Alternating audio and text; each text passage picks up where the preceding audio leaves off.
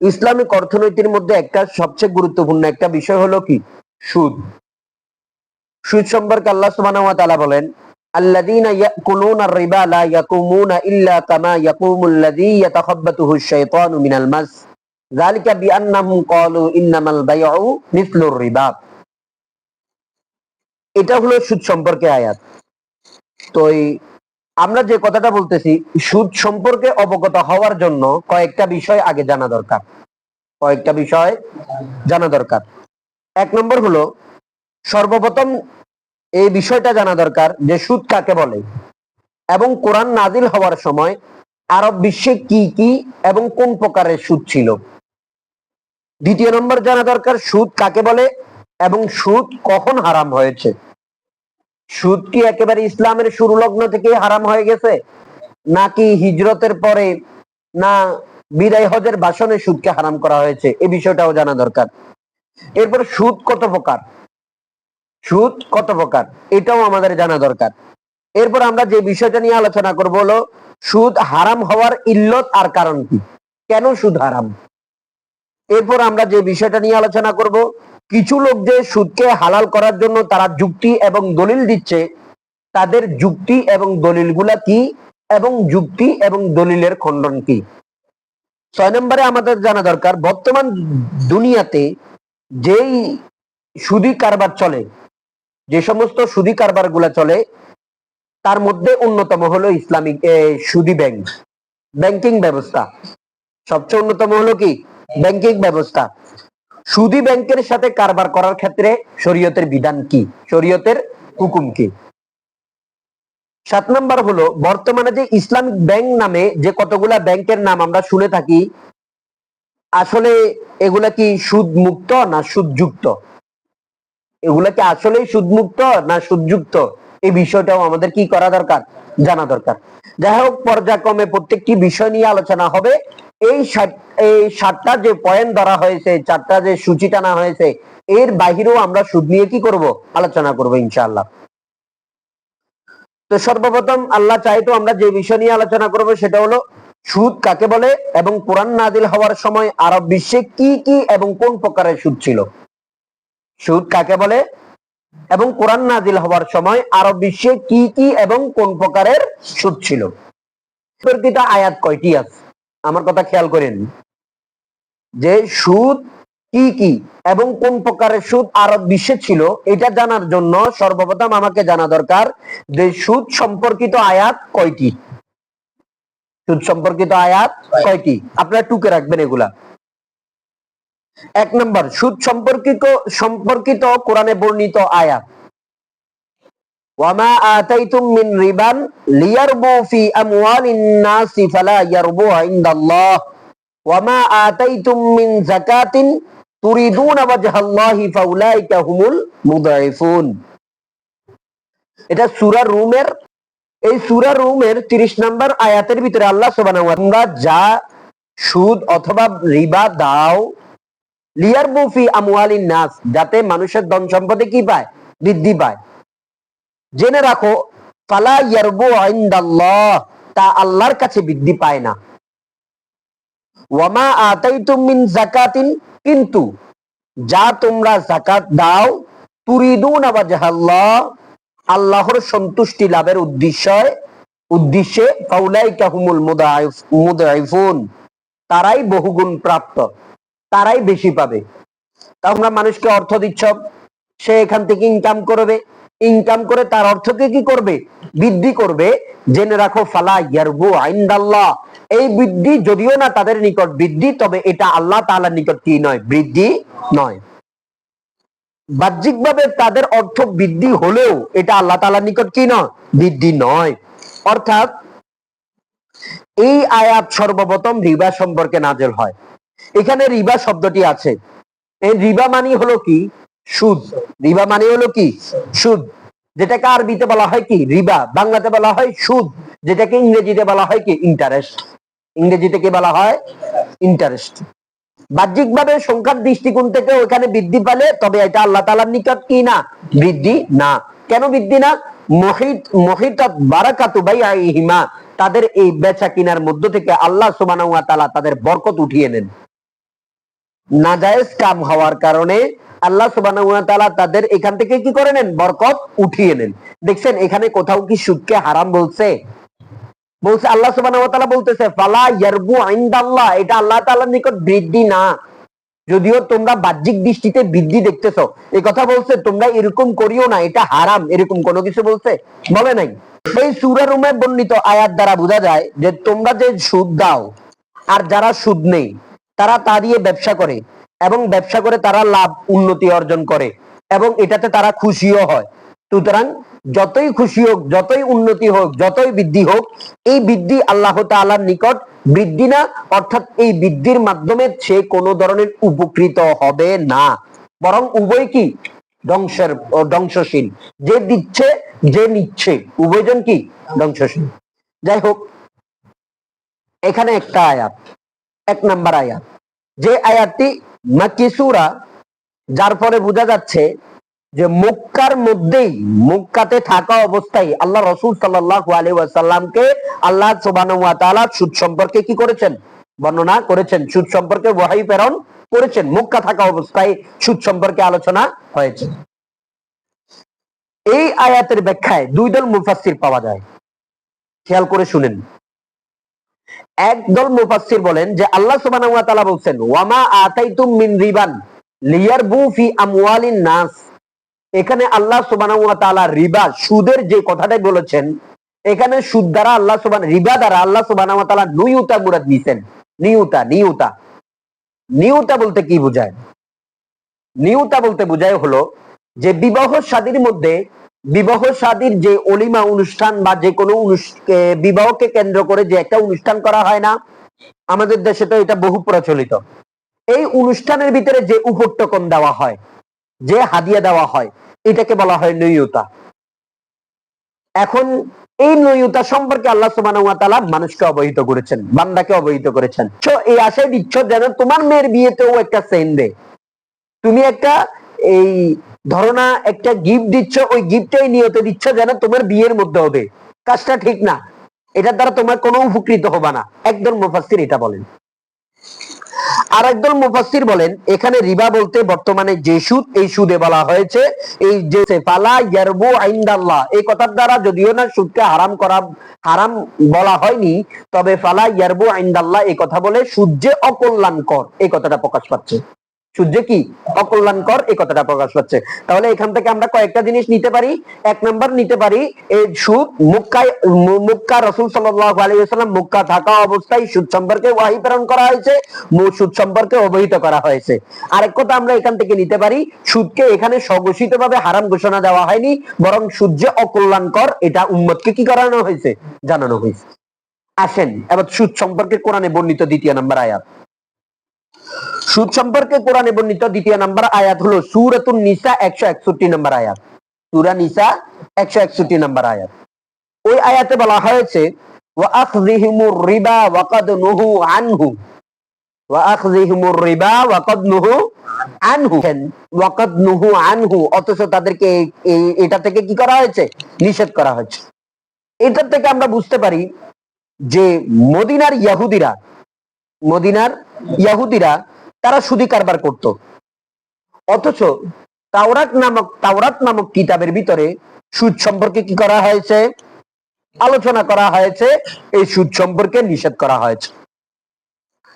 তাওরাত তাদের ধর্মীয় গ্রন্থে সুদ হারাম, তারা কি করছে, এই হারাম জিনিসটাকে বিকৃত করে ফেলছে। সুদ যে হারাম তারা কি করছে, এটাকে বিকৃত করেছে। এখান থেকে বোঝা যায় ইহুদিরা সুদি কারবার করে, অথচ মারাত্মকভাবে তাদেরকে এই সুদি কারবার করা থেকে কি করা হয়েছে, নিষেধ করা হয়েছে। তবে এখানে উম্মতে মুসলিমার জন্য কিছু বলা হয়নি, যে উম্মতে মুসলিমাকে লক্ষ্য করে আল্লাহ সুবহানাহু ওয়া তাআলা সুদের কোনো বিধান এখানে বলেননি, অথচ শুধুমাত্র এই কথাটা বলেছেন ওয়া আখযিহিমুর রিবা ওয়া ক্বাদ নুহু আনহু, তারা সুদ গ্রহণ করে। যদিও না এখানে ডাইরেক্টলি সুদ সম্পর্কে কিছু বলা হয়নি উম্মতে মুসলিমের জন্য, তবে ইনডাইরেক্ট এখান থেকে কিছু একটা জিনিস অর্জন করা যায়। ইসলামের নবী, ইসলামের কোরআন যদি সুদকে হারাম না করত, সুদ হালালই থাকতো, তো তাহলে বলতো, আরে আমরা সুদ খাই কি হয়েছে, তোমাদের কোরআনেও তো সুদ আছে, তোমাদের নবীও তো সুদের কথা বলে। আরে সুদ কোরআনে হারাম ঘোষণা করেনি অথবা হালাল ঘোষণা করছে এমন কিছু থাক না থাক, তবে তোমরা তোমাদের বিষয়গুলো দেখো না। তোমাদের ধর্মীয় কিতাবের ভিতরে তোমাদেরকে সুদের জন্য হারাম ঘোষণা দেওয়া হয়েছিল, তবে তোমরা এখান থেকে কি করো নাই, বিরত থাকো নাই, সুদ গ্রহণ করতা, বরং আরো কি করছো, তোমরা তোমাদের কিতাবের ভিতরে বিকৃতি করে ফেলছো, তাবাদ্দুল করে ফেলছো। এখন প্রশ্ন জাগে, এই আয়াতটি কোন হিজরিতে নাযিল হয়েছে? এই প্রশ্নের উত্তরে আমরা বলবো, এই আয়াতটি অবতীর্ণ হয় 4 হিজরির পরবর্তীতে 5ম হিজরির আগে। 4 হিজরির পরবর্তীতে 5ম হিজরির আগে এই আয়াত নাযিল হয়েছিল ইহুদিদের অন্যায় আচরণ ও আল্লাহর নির্দেশ অমান্য প্রসঙ্গে। তারা তাওরাতে সুদ নিষিদ্ধ জেনেও গোপনীয় প্রকাশ্যে সুদ খেত এবং গরিবদের উপর কি করত, জুলুম করত। কোরআনে বর্ণিত সুদ সম্পর্কে 3 নম্বর আয়াত হলো, ইয়া আইয়ুহাল্লাযীনা আমানু লা তাকুলুর রিবা আযআফান মুদাআফা। এই আয়াতটা আমরা ধরে নিই, ইয়া আইয়ুহাল্লাযীনা আমানু লা তাকুলুর রিবা আযআফান মুদাআফা, সূরা আলে ইমরান আয়াত নাম্বার 130। সূরা আলে ইমরান আয়াত নাম্বার কত? এই আয়াতে আল্লাহ সুবহানাহু ওয়া তাআলা, হে মুমিনগণ, ইয়া আইয়ুহাল্লাযীনা আমানু, হে মুমিনগণ, লা তাকুলুর রিবা, তোমরা সুদ খেও না, আযআফান মুদাআফা, দ্বিগুণ চতুর্থ গুণ বৃদ্ধি করে। তোমরা দ্বিগুণ চতুর্থ গুণ বৃদ্ধি করে কি করিও না, সুদ খেও না। অর্থাৎ তোমরা চক্রবৃদ্ধি হারে সুদ খেও না, চক্রবৃদ্ধি হারে কি খেও না, সুদ খেও না। এই আয়াতটার ভিতরে সুদ হারাম হওয়ার সম্পর্কে এটাই হলো সর্বপ্রথম আয়াত, সুস্পষ্ট আয়াত হলো, সর্বপ্রথম আয়াত হলো কি এটা, যে আল্লাহ সুবহানাহু ওয়া তাআলা বলছেন, ইয়া আইয়ুহাল্লাযীনা আমানু লা তাকুলুর রিবা, তোমরা সুদ খাইও না। অথচ আগেও আল্লাহ তাআলা বলে নাই যে লা তাকুলুর রিবা, এটা বলে নাই, বরং বলছে কি, ফালা ইয়ারবু ইনদাল্লাহ, এরপরে বলছে কি, ওয়াকাদ নুহু আনহু। এরপরে আল্লাহ সুবহানাহু ওয়া তাআলা এখানে ডাইরেক্টলি বলতেছেন লা তাকুলুর রিবা, তোমরা সুদ খাইও না। এখানে সুদ কারবার থেকে নিষেধ করা হয়েছে। আচ্ছা, আল্লাহ কি এখানে কথা বলেছেন লা তাখুযুর রিবা, হ্যাঁ তোমরা সুদ নিও না, বরং বলছেন কি লা তাকুলুর রিবা। এক উহুদ যুদ্ধ সংগঠিত হচ্ছিল, তখন এই যে মক্কার কাফেররা তার তো মানুষ থেকে লোন নিয়ে নিয়ে সুদ নিয়ে নিয়ে তারা যুদ্ধের জন্য প্রস্তুতি নিচ্ছিল। মক্কার কাফেররা কি করতেছিল, যুদ্ধের জন্য প্রস্তুতি নিচ্ছিল, যুদ্ধের জন্য সরু সামান জোগাচ্ছিল। তখন মদিনার মুসলমানদের দিলের ভিতর আসলো, আমরাও এরকম সুদের উপর টাকা নিয়ে আমরাও অস্ত্রে সজ্জিত হই, আমরাও জেহাদের সামান জোগাই। তখন আল্লাহ সুবহানাহু ওয়া তাআলা এই আয়াতটা নাযিল করে দিলেন যে ইয়া আইয়ুহাল্লাযীনা আমানু লা তাকুলুর রিবা, তোমরা সুদের কারবার তোমাদের জন্য হারাম করে দিয়েছেন, অর্থাৎ এই তা দিয়ে যুদ্ধের সামানও কিনাও তোমাদের জন্য যাবে না, সুতরাং এটা তোমাদের জন্য হারাম হারামি। এটা হলো সুদ সম্পর্কে কত নম্বর আয়াত? 3 নম্বর আয়াত। সুদ সম্পর্কে 4 নম্বর আয়াত। সুদ সম্পর্কে 4 নম্বর আয়াত হলো, আল্লাযীনা ইয়াকুলুনার রিবা লা ইয়াকুমুনা ইল্লা কামা ইয়াকুমুল্লাযী ইয়াতাখাব্বাতুশ শাইতানু মিনাল মাস, যালিকা বিআন্নাহুম ক্বালু ইন্নামাল বাইউ মিসলুর রিবা ওয়া আহাল্লাল্লাহুল বাই'a ওয়া হাররামার রিবা। 277 নম্বর আয়াত থেকে 281 নম্বর আয়াত পর্যন্ত এই আয়াতগুলো সুদ সম্পর্কে অবতীর্ণ হয়। তাহলে সুদ সম্পর্কে 1 নম্বর আয়াত কি ছিল? ওয়ামা আতাইতুম মিন রিবান লিয়ারবুয়া ফি আমওয়ালিন নাস ফালা ইয়ারবু ইনদাল্লাহ। সুদ সম্পর্কে 2 নম্বর আয়াত আমরা যেটা পাইছি, ওয়া আখযিহিমুর রিবা ওয়া কদ নুহু আনহু। সুদ সম্পর্কে 3 নম্বর আয়াত আমরা যেটা পাইছি, ইয়া আইয়ুহাল্লাযীনা আমানু লা তাকুলুর রিবা আযআফান মুদাআফা। সুদ সম্পর্কে 4 নম্বর আয়াত আমরা যেটা পাইছি, ইয়া আল্লাযীনা ইয়াকুলুনার রিবা লা ইয়াকুমুনা ইল্লা কামা ইয়াকুমুল্লাযী ইয়াতাখাব্বাতুহুশ শাইতানু মিনাল মাস, যালিকা বিআন্নাহুম ক্বালু ইন্নামাল বাইউ মিসলুর রিবা ওয়া আহাল্লাল্লাহুল বাই'a ওয়া হাররামার রিবা। এই আয়াতের অর্থ হলো, যারা সুদ খায় আল্লাযীনা ইয়াকুলুনার রিবা, যারা সুদ খায়, লা ইয়াকুমুনা ইল্লা কামা ইয়াকুমুল্লাযী ইয়াতাখাব্বাতুহু শাইতানু মিনাল মাস, কিয়ামতের দিন তারা দাঁড়াবে না, তবে এমন ভাবে দাঁড়াবে ইয়াতাখাব্বাতুহু শাইতানু মিনাল মাস, অর্থাৎ তারা কিয়ামতের ময়দানে দাঁড়াবে ভারসাম্যহীন অবস্থায়। যেরকম একজন পাগল, তার কোনো ভারসাম্য থাকে না, একজন পাগলের ন্যায় সে কিয়ামতের দিন দাঁড়াবে। তো যালিকা বিআন্নাহুম ক্বালু, এটা কেন হবে? কারণ তারা বলে ব্যবসাও তো সুদের মতো। অথচ আল্লাহ সুবহানাহু ওয়া তাআলা বলেন, অথচ ওয়া আহাল্লাল্লাহুল বাই'a ওয়া হাররামার রিবা, অথচ আল্লাহ সুবহানাহু ওয়া তাআলা কি করেছেন? ব্যবসাকে হালাল করেছেন আর সুদকে কি করেছেন? হারাম করেছেন। সুদের ব্যাপারে ইহুদিদেরকে বলা হয়েছিল, বলা হওয়ার পর তারা বলছে ইন্নামাল বাইউ মিসলুর রিবা, তারা বলতেছে বেচা কিনাটাও সুদের মতো। তারা এই কথা বলে নাই ইন্নামার রিবা মিসলুল বাই, সুদটা বেচা কিনার মতো, এটা বলে নাই। তারা বরং তারা বলছে কি বেচা কিনাটাও সুদের মতো। যেমন কি ধরেন, আমার কাছে 1000 টাকা আছে, 1000 টাকা দামের একটা খাতা আছে, 1000 টাকা দামের কি আছে? একটা খাতা আছে। আমার এই 1000 টাকা দামের খাতাটা আমি আপনার কাছে বিক্রি করলাম কত টাকা? 1200 টাকা। আমার কত টাকা প্রফিট হলো, লাভ হলো? 200 টাকা। সেম একই, আমার কাছে আছে কত? 1000 টাকা। আমি এই 1000 টাকা আপনাকে দিলাম, 1 মাস পর আপনি আমাকে দিবেন 1200 টাকা। তো এটা যেরকম আমি খাতা বিক্রি করে যেরকম আমি 200 টাকা পেয়েছি, সেম একই আপনাকে 1000 টাকা দিয়ে আমি 1 মাস পর কত পেয়েছি? 200 টাকা পেয়েছি। তো সুতরাং এটা যেরকম একটা বিজনেস, এটাও একটা বিজনেস।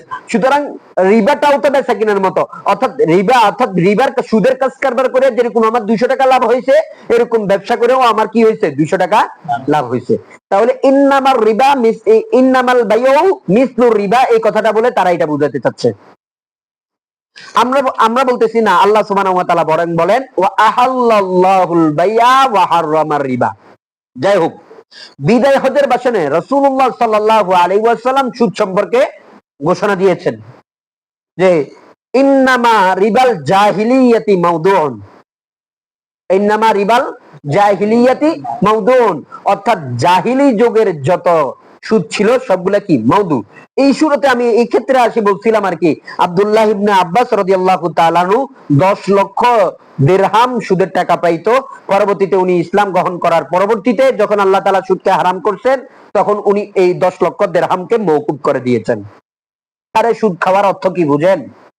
সুদ খাওয়ার অর্থ হলো, যেমন কি আমি আপনাকে 1000 টাকা দিলাম, এই 1000 টাকা দিয়েছি, আজকে চলতেছে কতার কথা সেপ্টেম্বরের 12 তারিখ, আপনি আমাকে অক্টোবরের 12 তারিখ, আপনি আমাকে নভেম্বরের 15 তারিখে কি করবেন?